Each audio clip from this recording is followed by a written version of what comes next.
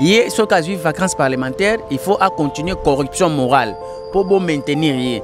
Mais un candidat normal, il doit prendre les inputs. Les inputs, c'est-à-dire que les demandes du souverain. Ayoki makambo au souverain akoye bisaye. Azuyango pendant vacances parlementaires, tango session ekozonga akenango na katia boîte noire. Boîte noire ezali Assemblée nationale, Sénat, ezali gouvernement. Ba réfléchir, ba traiter, ba donner wana o ekota ki lokola ba input, après ba bimisi ba résolution, ba décision pour que e bima lokola ba output. Output ezali sikoyo ba résolution oyo e bimi na kati na boîte noire lokola gouvernement, so que bimisi ba résolution ezala ba décision, ezala ba politique publique pour que ba servir nation. Et combien il gagne, il ne connaît pas. Et il dit ça publiquement. Monde entier, il a dit, le président du Congo ne connaît pas son salaire. C'est-à-dire que tu as dit, Namboka Moko, Oyo Ye Moko, président de la République, na CP là, na démonstration, na Yewana, parce que il y a qui copie sangai assurance que la réflexion scientifique, tout ça, la Raiko Sakate. Tango Ye Moko azali en exercice, à quelle conclusion qu'on le baquet? Ba institution à Congo ezali lokola système ya mafia ya Italie au babengi l'omerta. C'est-à-dire likambo wana pona ko comprendre yango bien kaka même question batunaka ye président de la République salaire na yo ozora combien batunaka yango lisusu tambwe mangwa awazaki président ya Sénat président d'une institution batuni ye papa yo salaire na yo ezalaka combien alobate ayebi pete alobate abomba alie munokoti alobate eyebana te combien aganyaka. Et on est soudés, personne ne peut trahir. Celui qui trahit, c'est un traître. Et il faut l'abattre. Quand Kabound a cherché à trahir, on l'a amené là où il faut l'amener pour qu'on puisse les faire taire. Ceux qui ont tali réseau wana ya ba mafioso, ndenge ba oporaka, ndenge yemro chef de l'État, ça qui illustration. Ceux qui mutumoko a trahir na cop, ba lukaka moya ko kangaye. So ba kangiye ba memaka eti pas chef de bande. Chef de bande aza mutu moko gangi. Ba kenda okuta ya vandi na mesa na ye. Azala kana revolver. Kwazo fumer cigare, ache milangi ya whisky na mesa. Bato atindaki bayena mutu wana traité wana ba ligoté. Tant ba oyana ye ba présenter pas ya chef de bande. Chef de bande aloba mingete. Tant ka ba présenter wana ye aseki asali sourire. Abimisi ka revolver abeti ta akufi pona nini po bino nyonso botikali wana bobanga mutu mususu a trahir te parce que quand on est dans l'omerta on se tait. Mais curieusement il s'est amené avec fiche de paye na ye na kati ya fiche de paye oyebi ba rubrique ezalaka esika moko ayebaki te ke ndenge azokende ko se justifier pona 21 000. Tu peux pas reposer question de curiosité sur la question des palissades au Badjib. Parce qu'il y a les cas dans le micro à l'objet qui était palissade on a crédit. Ça qui biso tofu tarango mois par mois. Mais si quand on a une fiche de paye na rubrique on a ya véhicule compte ezalaki 00. Donc balongola raye ata un likutate. Si ko batunier monsieur Lézer. Et là on n'y a prouvé que les lozo la vérité. Parce que pour la palissade, le bac n'a biso que palissade des alara crédit bozwaki, ba le 4 rabino bon on a fin du mois. Mais t'as la fiche de paye na yo, oh yo moko yena. Oyebi ke na rubrique ya véhicule, ba katara yo elo côté pour na nini. Elo nini siko zolo ba na biso lelo ke oyo Martin Fayulu le bac ezala okuta, oyo zolo ba eza vérité. Parce que yo moko fiche de paye na yo et ko contredire makambo ya ko lo ba pona jeep palissade. Donc vous voulez manipuler la population, vous n'avez même pas de respect. On l'a joué. Ce ne sont pas les individus, ce sont les partis politiques.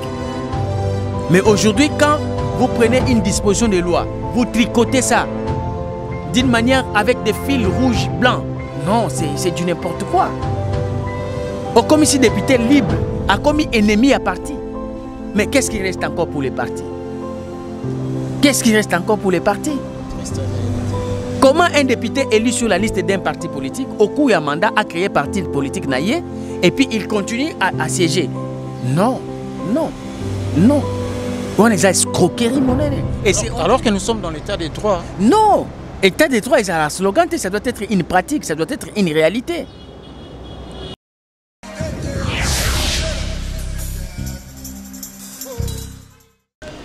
L'information doit servir à transmettre les connaissances.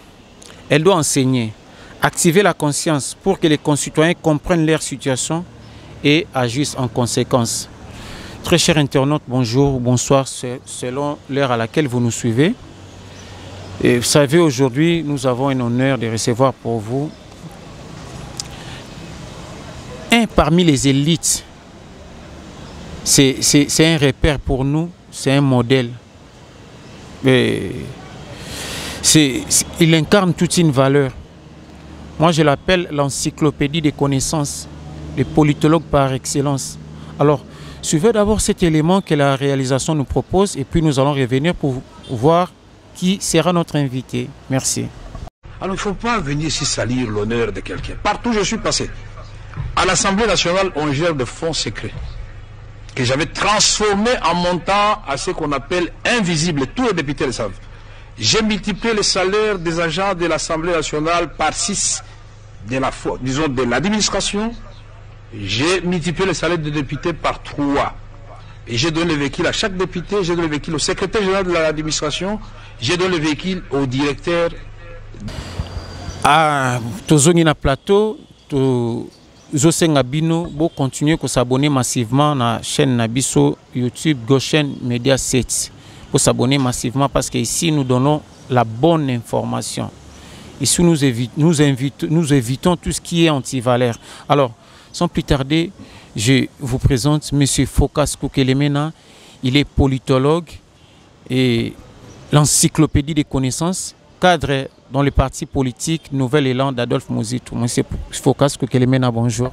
Bonjour, messieurs les journalistes. Je vous remercie pour l'invitation. Je profite de l'occasion pour saluer l'équipe technique qui nous prend en charge et aussi ceux qui vont nous suivre dans les réseaux sociaux. Donc, salut à vous. Pour ceux qui me connaissent, qui s'identifient à moi, je vous dis, restons ensemble et continuons pour la lutte. Pour ceux qui ne me connaissent pas, je suis celui dont on a présenté, M. Phocas Kokelemena. Je suis politologue de formation, je suis un penseur lyrique, le concepteur de la politicosoni, je suis membre de Nouvel Élan, je suis parmi ses communicateurs. Voilà pour l'instant, c'est ce que je peux dire. Voilà tout ce qui est de M. Phocas Kokelemena. Mais nous ajoutons que c'est l'encyclopédie des connaissances. Comme notre émission est aussi une émission bilingue, alors nous profitons pour parler de l'université populaire. M. Phocas Kokelemena, université populaire, cette fois-ci, na université de Kinshasa. Et puis, tout le monde va changer orateur et comme M. Phocas Kokelemena, na colline inspirée. Au Bombeli, ba étudiant nini kuna. Oui, merci parce que déjà par la formation, je suis préparé pour être séminariste et puis je suis formé pour des séminaires, je suis formé pour des conférences, je suis formé pour l'enseignement. Et pour Nanga, ils allaient routine, donc ils allaient déjà dans la salle tout au long de la formation Nanga, c'était ça mon souci. Au monitant autant de citations, tu parles de l'information qui serait importante pour édifier la nation. Et moi j'aime ça, j'aime la connaissance, j'aime les découvertes, j'aime partager mes idées avec les autres. Et je hais les ténèbres, je hais l'ignorance. Je suis en conflit avec les antivaleurs, donc moi j'aime des bonnes idées, les partager ou apprendre, ça c'est ma vie quoi. Université populaire, je suis le recteur nommé par Adolphe Muzitu lui-même. Il a porté son dévolu sur moi. Certainement, je crois qu'il n'a pas tapé à côté. Et nous allons commencer à l'Inikin avec une conférence que nous allons donner avec notre énergie. Et je serai l'orateur principal. Et je crois que ça sera bien pour les étudiants qui sont dans la plupart du cas mes fans qui me soutiennent de loin, de près. Alors ce jour-là, nous allons partager les énergies en face. Donc ça sera un bon moment de connaissance, un bon moment de partage et aussi nous allons donner la musique avec mon groupe, la République méritocratique du politologue. Ce jour-là, nous allons déguster la politicosoni, pourquoi pas. Et ça sera lié l'utile à l'agréable. Voilà. Je crois qu'avant notre entrée, bon, qui élément, c'est parce que le penseur, c'est aussi celui qui éveille la conscience. Moi, je m'inscris en faux lorsque les gens disent que la jeunesse congolaise n'a pas de repères. Non, nous nous trompons. Avant, on nous disait qu'il y a des savants, et puis moi, je pensais que pour être savant, il faut seulement avoir la peau blanche. Or, voilà un savant qui est devant nous. Je crois que vous avez tous suivi la chanson qu'on avait mis au début, il y a l'émission Nabiso. Vous sentir, Batu Oyo, Bazako éveiller conscience.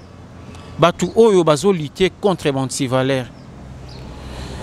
Pour ceux qui lisent la Bible, ils savent bien que Dieu disait à Élie que les restes de l'Éternel, Bazalara Kaka. Et aujourd'hui, nous avons des repères comme M. Fokas Koukelemena.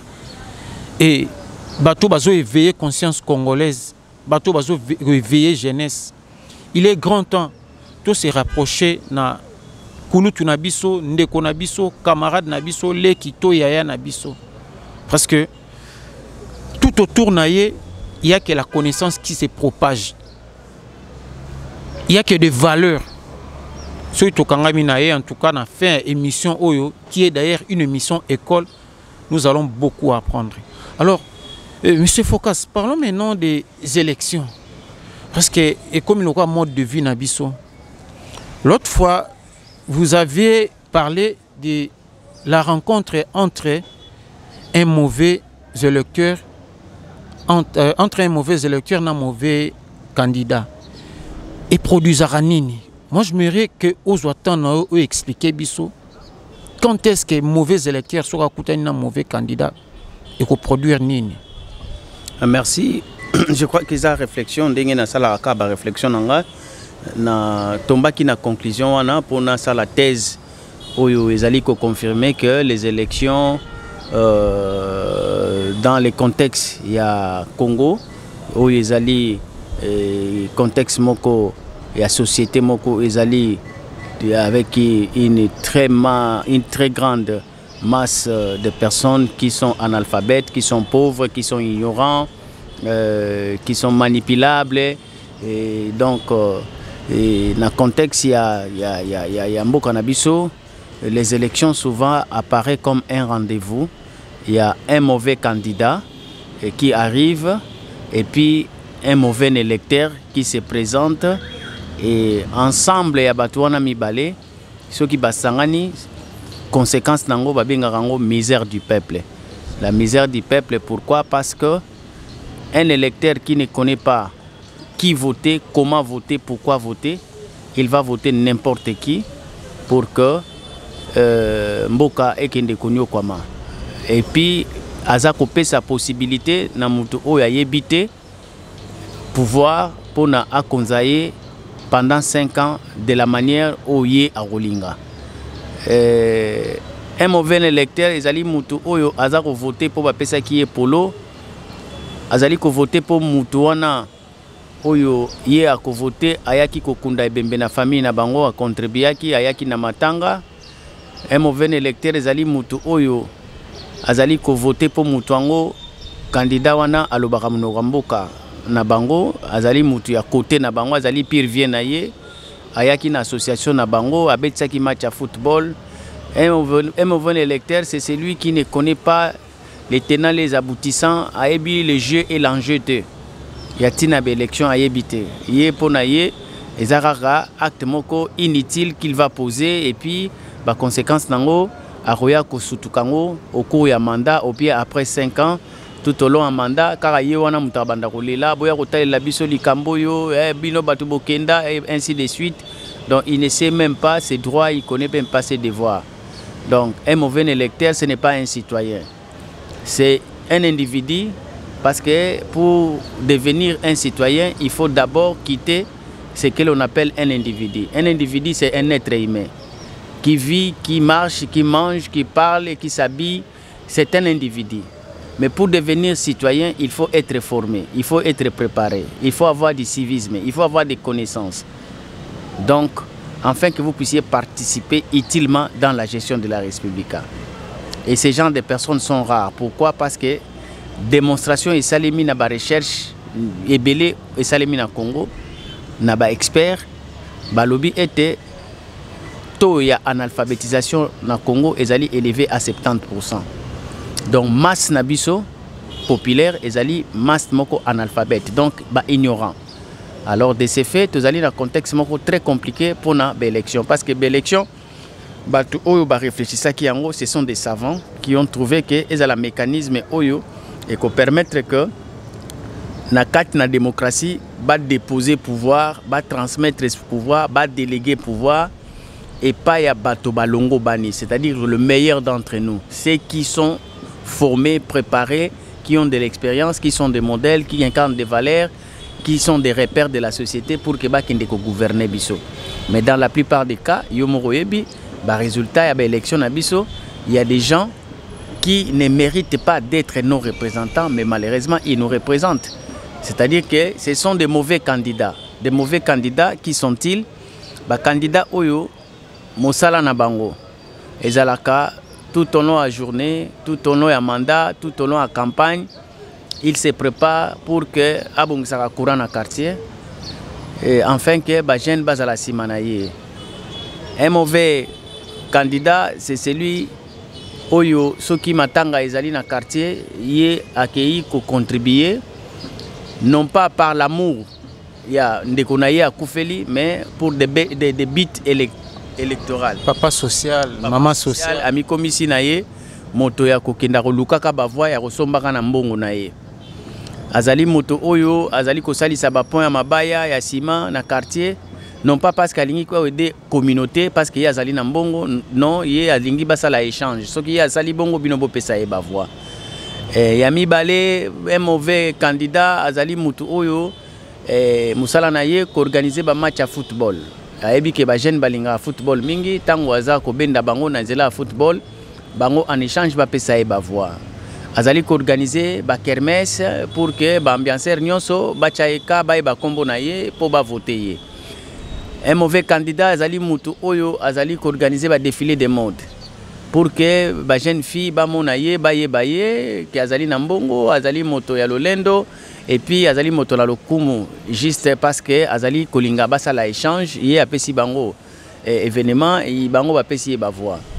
Un mauvais candidat azali moto oyo azali atana idée mon côté sur la gestion de la République. Ceux qui ont tourné à peine à ça le diagnostic de la République démocratique du Congo a okoka sa ba élémenté a rolobalongo quoi vulgaire.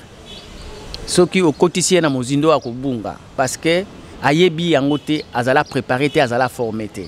Ye azana posa bato ba pesa ye ba voix akende na institution oyo ye akoche la candidat pour que azwa mbongo lisusu akoma nango ebele. Donc, ezali moto oyo azali ko manipuler ignorant pour que ignorant apesaye ba voix wana et permettre ye akoma lobby dignitaire. Alors, omoni likambo ya honorabilité na lobaka yango. Honorabilité ezala sanction moko électorale te. Moto akoma te honorable pour ba voter. Très bien. Moto azalaka honorable na kati na société. C'est-à-dire que moto oyo tango boza ko vanda na ye lolenge na ya ko vanda na bino bozali komona ye ke yende modèle, yende repère, yende exemple à suivre. Moto moko ya boboto, moto moko ya respect, moto moko ya malonga, moto moko oyo azali na culture moko humanitaire, azali na culture moko développement, azali moto moko azali na expérience, atanga bien, aekola bien, asali sarabato, asungaka alukaka kimia. Cet homme-là dans la société, il devient un modèle. C'est celui qu'on appelle honorable. C'est-à-dire que quelqu'un nous pouvons honorer. Ça n'a rien à voir avec les élections. C'est alors que cet homme-là, quand il est honorable, ben l'élection, ce qui est, n'est beau pécier bavois, n'est a commis honorable député. Donc, ben élection est commissaire à Batouba honorable était. Batu bazalaka déjà ba honorable na kati na société na bango. Ezali témoignage moko oyo dynamique interne oyo ba imboka ba salaka déjà na komona kayo ko vivre na bango ba bengi yo modèle na bango ba bengi yo honorable moto ya lokumu. Nde tango ba ko pesa yo ba voix parce que ozali ko réunir ba conditions nyonso favorables pour que okende ko représenter bango nde okomi honorable député. Donc il faut bandana honorable après député. Député et Yakanasima. Et bandana nous honorable dans la société. Après les élections, au commissaire député parce que au l'équipe a sanction électorale. Si que moto o azali honorable était, bon commissariat peut député. Parce que ce qui moto azali honorable était, bon commissaire député, bon sali crime contre la société. Ah oui. Moto azali honorable était, bon commissariat député té. Ata sali ndengeni ni ata mati akiti, bon commissariat député té. Ce qui bon commissaire député Bobo Mimboka. Pourquoi? Parce que moto o azana banti valeur. Boye bien on est na quartier azalaka impoli. Il est mal éduqué. Il n'est pas un modèle. Même si azana mbongo nae. Mais pourquoi Bobo commissaire député? Pour député, il faut au préalable azalana nous honorable. Moto azali honorable était à quoi comme député na mboka té. Ezali impossible. Mais rendez-vous, il y a des élections à biso au moni, ezali ko sala était un mauvais député, un mauvais candidat, ou azali honorable était, akutani na électeur ya mabe, ou ya yebi pe ba droite, ndenge nini ba votaka, tina nini ba votaka, parce que au fait, finition, to objectif, ya ba élection, ezali comme mboka na développement. Alors mboka po ekene na développement, ezala kana posa, ya bato oyo balongo bani, bazala na kati na ba institution. Yango na bimisi boanya moko na koloba mikolo yo elongo na sociologue moko azali savant azali kosala ba recherche alobi depuis 25 ans système moko ezali ko régner na ba pays ya tiers monde donc ba pays sous-développés ba pays où ils ont la pauvreté makasi ezali na analphabétisation makasi bango bazali ko vivre démocratie te bango bazali ko vivre inaptocratie ezali mécanisme où eza kosala ete na société où ezali na ba analphabète ebele par exemple cannabiso tozali na 70% ya ba analphabète tout donc c'est-à-dire suppose que tozali na 30% seulement ya ba intellectuel alors eza ko sala malolenge que ceux qui ba analphabète ba présenter candidat na bango na ba élection ba intellectuel pe ba présenter candidat na bango na ba élection ceux qui ba keina maponomi lokola na démocratie nombre ya munene nde muteganyaka o ba bengaka la majorité. La configuration de la majorité, ce sont les analphabètes qui ont un candidat qui va gagner. C'est-à-dire que dans la société, bato baza ko gagner ba élection d'une manière ou d'une autre. Dans la plupart des cas, bazali soutenu par les inaptes intellectuels. Et puis bango pe dans la plupart des cas, bango moko ba candidat on a pe bazali ba inapte intellectuel. Au moment dans la société wana, bato ba kambara bango na sein na ba institution. Batanga malongate, baza formé te, baza une expérience te, mais bakoma akuna ndenge nini, bakoma akuna parce que bazali soutenu par une grande masse, une foule. Oyo ezali ko comprendre des discours abe intellectuels te. Ce qui est intellectuel azo lobaye azo comprendre te, azo saisir te. Alors yé elo ko zo intéressé ezali polo ballon, oyo peut-être que pour un intellectuel azo monango ezali corruption morale, ezali anti-valeur. Mais pour na inapte intellectuel, azali komona ngo ke yango des stratégies à gagner les élections, il faut faire avec. Mais malheureusement, tango il y a ko dépenser mbongo na ye ebele pour na ko corrompre na suka nango tango ke na institution démarche na ya liboso, il faut récupérer ba dépense na ye. Nde abandi ko sala mobulu o babengi délinquance financière. Délinquance financière ezali ko uta na opération oyo ya ba député o bazali ba honorabilité ba koti na ba institution, ce sont des hommes d'affaires ba benga ba coopérants. Bango de bazoa ko la délinquance financière. Pourquoi? Parce que avant a comme député a dépensé mbongo ebele na ndenge ya ko corrompre société na lolenga ko sala rapon na lelenga ko sala kanzela ko organiser un match de football ko sombo ba Varese, tout ça ça lui coûte l'argent. Et puis aza ko sala yango ya pambate, c'est un calculateur. Tout ce qu'il a dépensé, il doit récupérer. Même par les faux moyens, les faux moyens, les fausses manœuvres, il doit récupérer son argent. Donc au bout de 5 ans, il faut à ça la paix bénéfice. Parce que c'est un capitaliste. À quoi qu'il dépenser pour rien. En tout cas, ça c'est la connaissance qui éclaire la conscience. Il est grand temps de changer. Pourquoi? Parce que bah, au moment où tu as traversé, les autres commis ko pleurnicher alors que bisomoko tous en étape wana ya kozalana inaptocratie. Inaptocratie, je crois bien beaucoup koyoka explication nango a. Bisso, ba mauvaise électeur. Bisso, tous en inaptocratie. Faisons un effort de changer. Pourquoi? Parce que les lots, toujours les là, toujours ça, l'homme qu'il faut à la place qu'il faut. Mais Bisso, tout ça l'angotier. Et après avoir voté un mauvais candidat, comme on pleurnichait, il n'y a quand même pas de vacances parlementaires. Mais ce focus, l'actualité oblige quand même. Les lobbies sont dans la société. Toujours les locaux qui battent au biso dans le parlement, ils gagnent plus que Bissomoko, bazozo à 21 000 $. Je ne sais pas si à vérifier, mais je sais que Yope vous a informé quand même qu'il touche 21 000 $, alors qu'il ne mérite même pas montant. Oui, nayoki obimissimo wana ya vacances parlementaires. Vacances parlementaires pour les députés ou bazalaka ba mauvais candidats. Vacances parlementaires ezali période où bayaka kozonga pour consolider base na bango. Bayaka consolider base na bango na ndeni. Bayaka sikoyo pour organiser ba réunion, ba marche de santé, ba organisation de match de football. Donc batu wana bazalaka wana pona ye. Ba bouger te bozalaka wana ba problème bango mike bazo résoudre le coup dans le parlement appelle bango un petit colis. Ba bengango petit colis à vacances parlementaires. Petit colis wana c'est l'argent et cet argent là c'est pour corrompre moralement ba citoyens oyo bazali nzinga o bazali ba mauvais électeurs. Tous les mauvais électeurs bazalaka sima ya ba député liboso banda kuna bango basala ba association pour na ba député juste pour que bango pe lokola baza ba pauvre ba yebi ke batinda un mauvais candidat na ba institution et puis un mauvais candidat c'est un coopérant. Alors tant qu'on est dans la vacances, il faut aya à ça la bango moi exercice wana il y a redevabilité, il y a oyoye azui lokola mosolo. Mais vacances parlementaires n'a rien à voir avec la redevabilité en termes ya mosolo.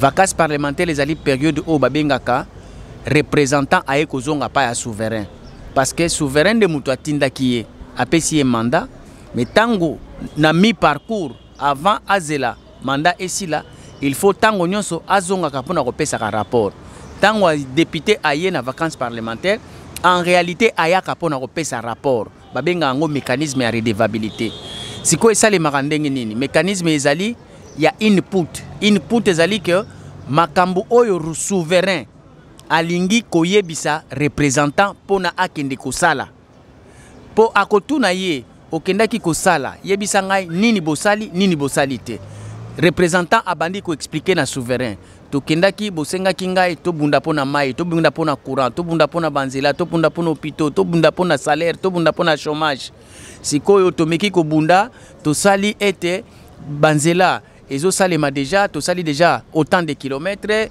courant to kutaki yango na 9% ya D7 et to komisi yango na 11 tozo bunda po ekoma 15 mai memement to kutaki yango na 15 tozo bunda po ekoma 22%. Il y a des certes, après si par rapport et pas à souverain. C'est ça les vacances parlementaires. Donc vous expliquez ce que vous êtes allé faire. Ça n'a rien à voir avec un petit colis. Mais moi personnellement, je n'ai jamais vu un député descendre pendant les vacances parlementaires. Dans la plupart des cas, c'était un député qui n'était pas honorable. C'était un député qui était un mauvais candidat. Alors quand il devient aux institutions, Makambo n'a expliqué à Yebi Angote. Ce cas de vacances parlementaires, il faut continuer corruption morale pour maintenir. Mais un candidat normal, il doit prendre les inputs. Les inputs, c'est-à-dire que les demandes du souverain. Ayoki makambo au souverain akoye bisaye. Azuyango pendant vacances parlementaires, tango session ekozonga akenango na katia boîte noire. Boîte noire ezali Assemblée nationale, Sénat, ezali gouvernement.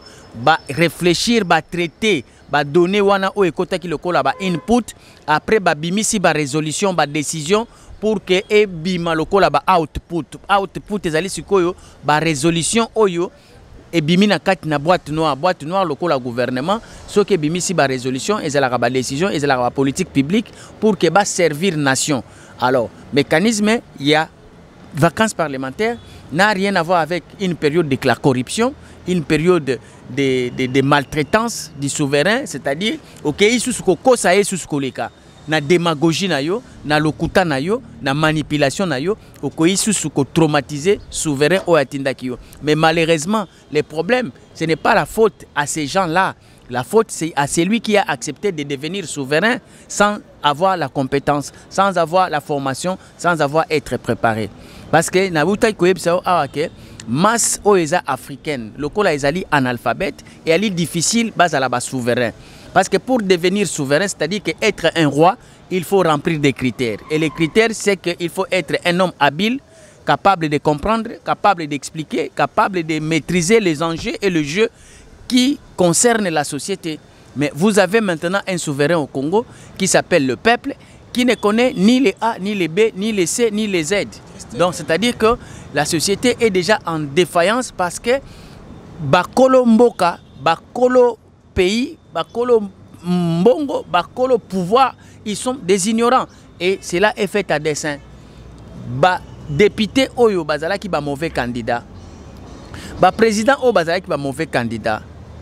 Souci na bango ezalaka masse wana il faut ezalaka à bongo.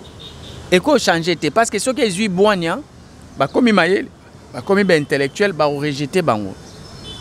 D'où c'est pourquoi la pauvreté au Congo, l'ignorance au Congo, n'a pas pays à tiers-monde dans la plupart des cas c'est voulu, c'est entretenu. Basala rango bongo parce que ceux qui basali bongo te et kozala que il faut donner la lumière à tout le monde parce que l'information, la formation, quand vous donnez ça à quelqu'un, c'est que vous l'amenez à comprendre, à voir clair et à faire bien. Et pour faire bien, c'est-à-dire que vous allez choisir qui mérite d'être notre chef. Or que quand quelqu'un commence déjà à poser ses actes, nani yango akoki kozala mokonzi. Et comme Mobulu pour na bateau bayebi elorote. Et comme Mobulu parce qu'il est capable, cet homme-là qui a compris, de rejeter son frère qui est candidat, de rejeter son oncle, de rejeter et encourager un innocent qui ne connaît rien, à épargner, à voter, à rechailler na histoire à poubelle et puis après à voter Moutou à Longobani. Alors Moutou à Longobani, Azali Moutou, Azali un homme éclairé, expérimenté, préparé, formé, et c'est lui qui va donner la solution. Na ok non non mkusi ndekonanga journaliste. Enquête salami, recherche salami, na niveau à monde, pe na niveau à Afrique, na niveau à Congo, bisomoko. Conclusion à ce que le Congo est pauvre. Pourquoi? Parce qu'il y a un problème d'hommes. La qualité des hommes qui dirigent, qui gouvernent, qui sont au niveau des institutions ne permet pas que le Congo est développé. Batouana Baoutarawapi, Baoutaraka Nanzela, élection. Alors, élection est comme un rendez-vous, il y a un mauvais candidat, un mauvais électeur. Dans la plupart des cas, c'est comme ça au Congo et c'est pourquoi nous souffrons. C'est le rendez-vous, il y a mauvais candidat, un mauvais électeur, c'est déjà un rendez-vous manqué. Vous savez, assis sur des trésors, nous vivons dans la misère. Pourquoi? Parce que nous manquons la connaissance. Même la Bible disait que mon peuple périt par manque de connaissance. Na Makambutoloba qui a mauvais candidat, na mauvais électeur, et celle qui est l'autre c'est plaindre. Bazo gagné $21,000 na katsa boîte wana. Réaction aux années. Bon, mon réaction il y a bango moronanu et ça réaction moko ezoko tiré dans tous les sens. C'est une fausse information, ce n'est pas la vérité. Ainsi de suite, beaucoup de tas de choses. Mais nous avons déjà démontré depuis tous ces temps, tout ça là, recherche, tout prouva est que l'institution Nabiso est à gentillité. L'institution Nabiso est gouvernée par des coopérants, bazali batumoko baza na humanisme était bazali ko gouverner d'une manière ko créer des équilibres dans la société yango tolobela ki likambu ya apartheid salarial où ils allaient engendrer catégoriquement apartheid économique. Apartheid salarial ils allaient mécanisme moko tozwa ki inspiration nango na système politique où ils allaient instauré en Afrique du Sud où babengaki apartheid racial. Mais où ils allaient racial te pour okuna ils allaient une minorité d'une race blanche qui dominait sur une majorité d'une race noire. Mais awasikoyo ezali apartheid salarial, c'est-à-dire que une minorité gagne les gros des salaires au détriment d'une majorité qui gagne peu de salaires. ezali ko engendrer catégoriquement disparité économique. Yango komona ete bisika une minorité wana bavandaka nde esika économie na mboka ezali ko tambola mwa moke malamu. Babisika yango eza bisika nini? Ezali lokola na kati na ville na Kinshasa, ezali na Lubumbashi, pe ezali na Matadi na Bakongo. Soki okei les restes ya bamboka na ba province okokuta que c'est de la sécheresse. Kuna mbongo etambola kate économiquement, il y a rien. Il y a rien, il y a rien. Parce que déjà ba déséquilibra ba sala apartheid wana salarial, une minorité qui bénéficie, c'est une minorité qui détient l'économie. Et l'économie en eza kokoka kokende ko s'étendre parce que mécanisme au bâti na place et qui permettre équilibre to intégration sociale. C'est-à-dire ceux qui au tali malamu lelo bazolo bela likambo ya 21 000 ba misusu balobi te ezali 7 000 $, ba misusu balobi 14 000 $, ba misusu balobi ezali 21, ba misusu balobi kutu ba extrapoler que ezali na ba misusu bazoka kutu au-delà ya 21 000. Je vous dis que déjà mboka na biso oyo le chef de l'État lui-même, ok, notre chef de l'État actuel au hasard qui est en opposition à 37 ans, tant quoi comme président et pourtant avant dans la Belgique, avant dans la France. En étant citoyen, même en étant président, Ndengazawana a yebi salaire à Macron. A yebi salaire à Macron comme président à France. Mais yé moko a yebi salaire na été. Tu peux comprendre déjà.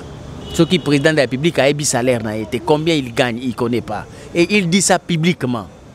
Monde entier il a dit en gros, le président du Congo ne connaît pas son salaire. C'est-à-dire que tu as dit na mboka moko, oyo yé moko président de la République. Na CP là na démonstration na yewana parce que et y a qui copé sangai assurance que ba réflexion scientifique auto ça la kaiko sakate tangu ye moko azali en exercice à na conclusion ko lobake ba institution à Congo ezali lokola système ya mafia ya Italie au babengi l'omerta, c'est-à-dire likambo wana pona ko comprendre ngo bien.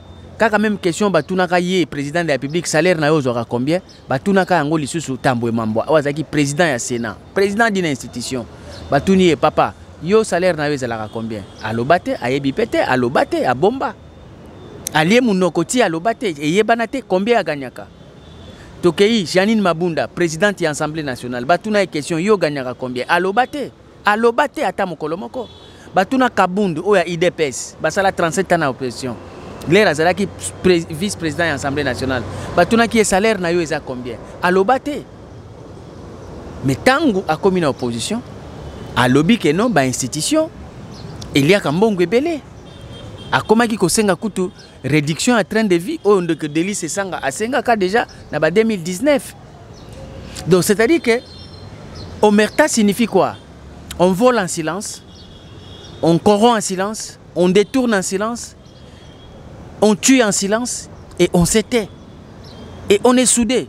Personne ne peut trahir. Celui qui trahit, c'est un traître. Et il faut l'abattre.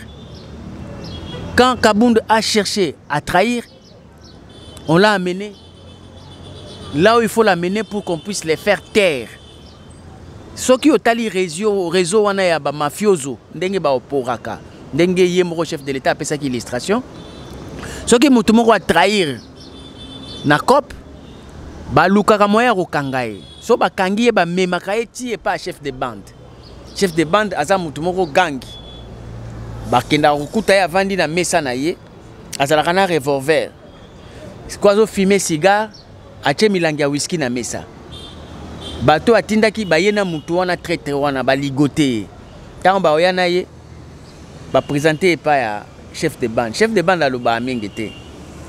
Tant qu'on va présenter wana ye aseki asali sourire abimisi ka revolver abeti ta akufi pona nini po bino nyoso botika liwana bobanga mutu mususu a trahir te parce que quand on est dans l'omerta on se tait, on vole en silence. Mais tout ça le peuple voit ça mais sans réaction, hein? Et tap eloko tozolo ba inaptocratie yango yo, hein? Bango moko il faut réduire le train de vie des institutions. kaka bango moko bazo continuer kara o to bengi yango apartheid salarial. Vous voyez qu'il y a une classe kaka nde ba se retrouvaka. Et tout ça, le peuple, bozo mona, sans réaction, to longwa na état oya inaptocratie. En tout cas, ndenge to yebi sarabino ka information, il faut servir na batu, ba comprendre réalité na vie na bango, ba comprendre réalité ya mboka na bango et puis ba agir par conséquence. Yonde souverain premier. Yonde bako baso boto la bomengo na yo. Assis sur des trésors, voilà comment tu vis. Nous vivons dans la misère alors que nous avons les trésors tout autour de nous. Voilà la connaissance qui éclaire la conscience. Suivez cette émission École. Continuez à vous abonner massivement sur notre chaîne Goshen 7 pour vos connaissances et abouer. Vraiment, ça, c'est une école. Alors, vous savez, je suis en train de vouloir informer au public. J'ai suivi une émission hier, on a appelé un député. Je cite les noms Tamboué Eliezer. Il était en train de répondre pour défendre la cause des 21 000. Mais curieusement, il s'est amené avec fiche de paye naïe. Na kacha fiche de paye oyebi ba rubrique ezalaka. Et si kamoko ayeba kite kendenga zo kende ko se justifier pour na 21 000, ba tu peux ba reposer question à curiosité sur la question des palissades au Badjip. Parce que y a les cas na micro à lobby qui était palissade wana eza crédit. Ba pesa ki biso to futarango mois par mois. Mais si kotanga kena na fiche de paye naïe, na rubrique wana ya véhicule compte ezalaki 00. Donc balongolaka ye ata un likutate. C'est quoi batunier, monsieur Eliezer. Et là, on a prouvé que les gens la vérité. Parce que pour la palissade, le bag n'a biso que palissade des alara crédit bozwaki, le 4 rabinombo on a fin du mois. Mais tu as la fiche de paye na yo, oh yo moko ye nango. Oyebi que na rubrique ya véhicule, ba 4 yo et l'autre côté. Pour na nini. Et là, on nini si quoi zolo ba na biso le loke, oyo Martin Fayulu le bag ezalo kuta, oyo zolo ba eza vérité. Parce que l'homme fiche de paye et il contredire makamboya rolo bapo na Jeep palissade.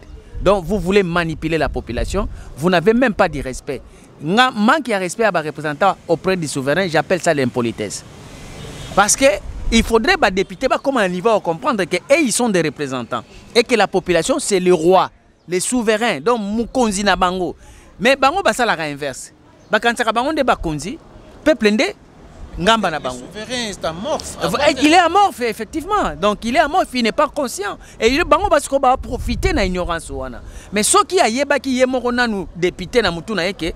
Attention, ici je suis en train de m'adresser à un roi, à une autorité à moi qui m'a envoyé à Kolobango avec humilité, à Kolobango avec sincérité. Mais quand tu t'arroges, il y a Kokosa souverain, il y a Kokosa le roi des rois. Oyo ya yo, mutatindi apesi yo mandat, o baluki na micro. Au bandit Coco, ça y est, c'est que tu es un serviteur infidèle, tu ne mérites pas. Alors, telle personne qui ment, même son roi, qui ment les souverains, il n'est pas honorable. Il n'est pas honorable. Alors, il ne peut pas être député. Alors que, souverain premier, Wanaka, où est ça qui est voix, Tangwaza, qui n'a parti X. Et en pleine législature, tout le monde a changé na bango, va parti, va créer, va parti. Qu'est-ce que ça vous fait en tant que politologue? Mais ça, c'est déjà... En fait, anarchie, un régime où tu dois comprendre qu'on a tout chamboulé. On a chamboulé les choses pour rien. Juste parce qu'ils voulaient justifier une fraude. Une fraude, comme ici, député local électron libre qui fait faire ce qu'il veut.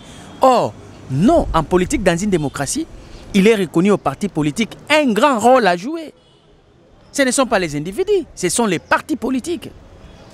Mais aujourd'hui, quand vous prenez une disposition de loi, vous tricotez ça d'une manière avec des fils rouges, blancs. Non, c'est du n'importe quoi.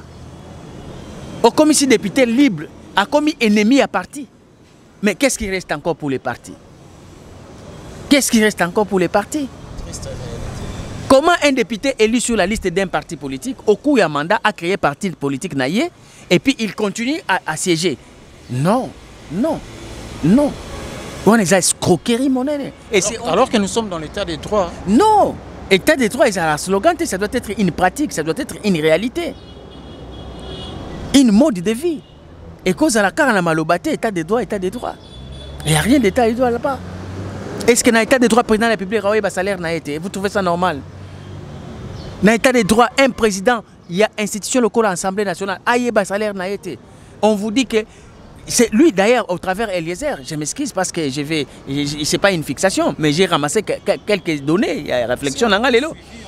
Comment il peut dire, comment il peut vous approuver que tel que Mbata, qui était à l'opposition, professeur d'université de surcroît, qui a combattu le régime de Kabila, aujourd'hui il est en train de toucher près de 200 000 $ de salaire pour lui seulement. Dans un pays où il y a la pauvreté, misère et zali, il y a qu'au Sakanate, un individu qui va toucher 200 000 $ de salaire.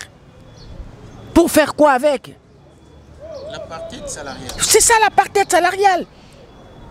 Ça, il faudrait même les Nations Unies puissent intervenir pour vraiment chasser cet apartheid.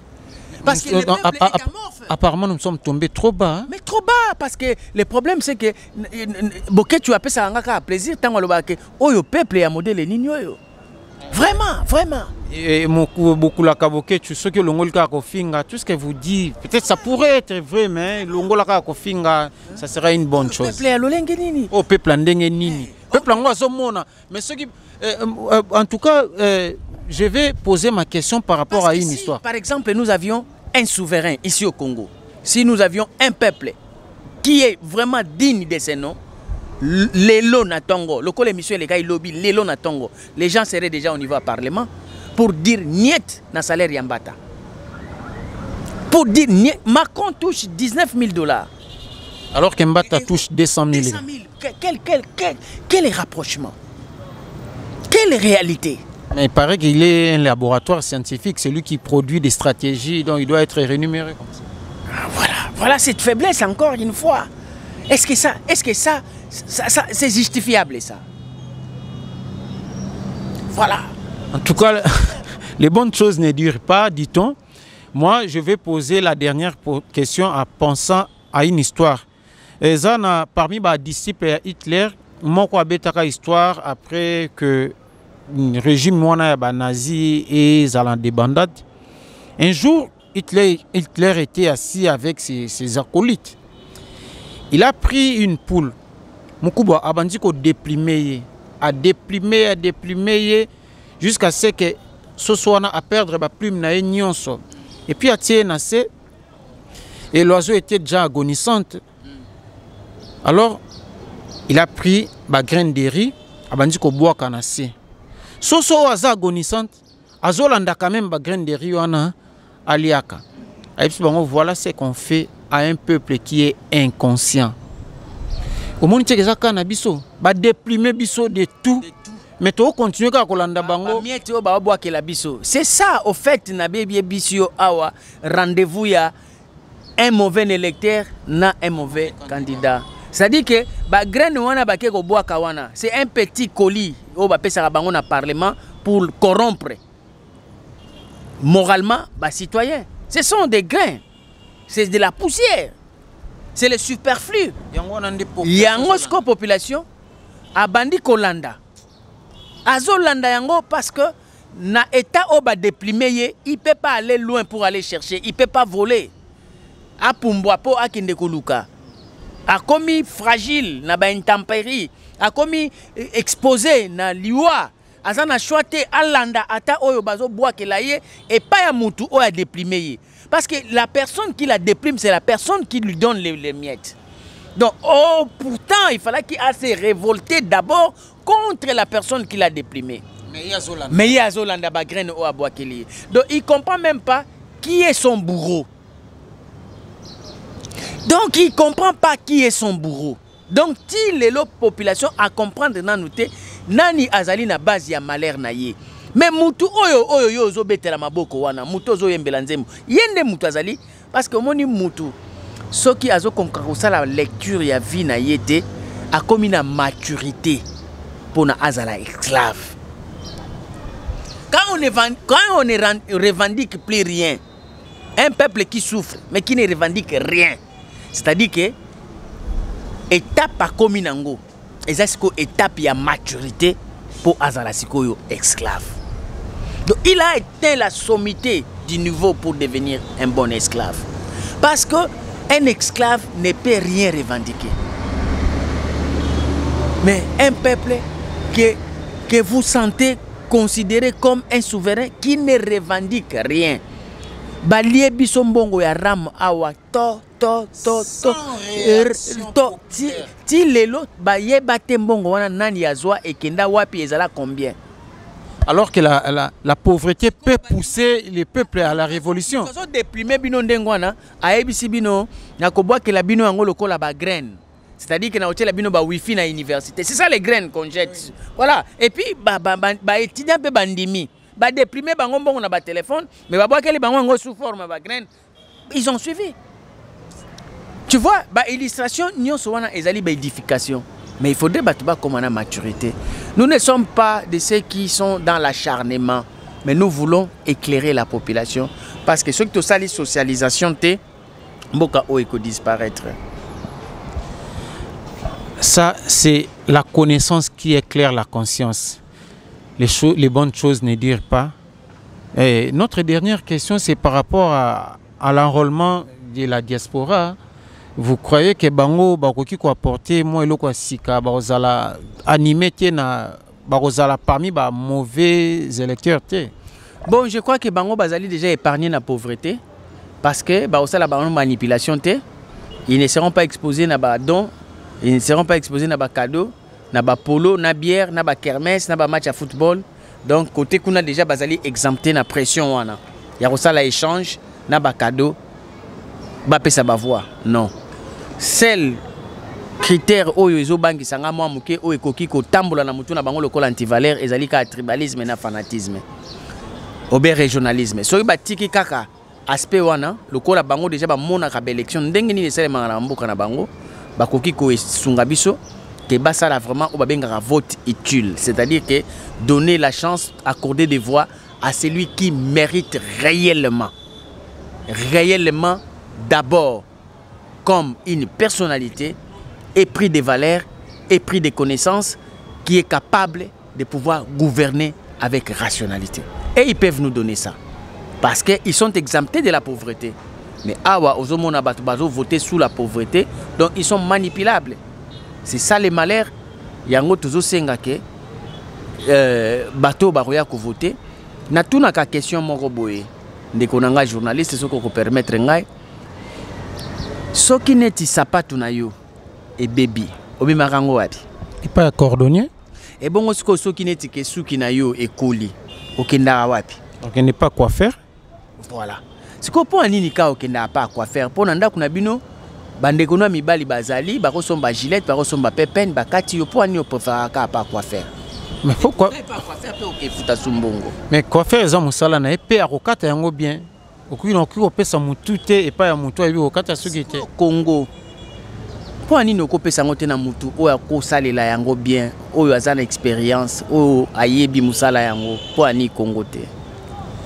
La question reste posée. C'est à chacun de nous de répondre à cette question. Cette fois-ci, pesa mutu oyo ayebi kosala musala asala musala yango. Bino bande kona biso boza libanda ya mboka, bino ba congolais bozo vivre na diaspora musika ya mboka, bozo chance ya ko voter. En tout cas, bosunga pe bande ko batikali na mboka boyebisa bango ba voter utile. Ça c'est une émission école, c'est pas une émission de dédicace, mais au moins nous ne pouvons pas oublier Alpha Boipia, Airways, Top Model, la crème des crèmes, Maître Dorothée Madia. Aidez-nous, aidons le peuple, aidons ceux-là qui sont encore dans l'ignorance. Va changer mode de vie na bango, bayeba kotia l'homme qu'il faut à la place qu'il faut.